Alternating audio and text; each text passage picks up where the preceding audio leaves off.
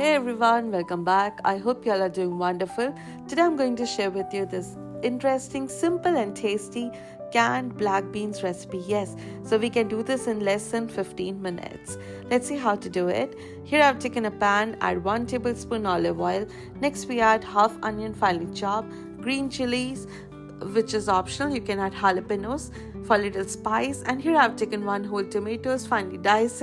Next 1 tablespoon ginger garlic coarsely crushed. Give it a good mix, stir it in medium heat. Next I'm going to add this Remy's Golden Sunlit blend.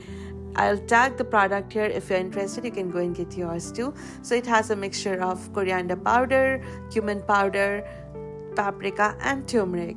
Here I'm taking canned black beans. I have washed it thoroughly and then I add it to this pan. Now we're going to stir it for 5 to 10 minutes in medium heat.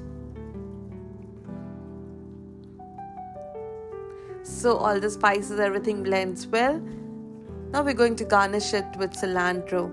This perfectly goes with rice. You can enjoy this with the naan, Indian bread like chapati, roti, or you can also enjoy this with tortilla. It tastes next level.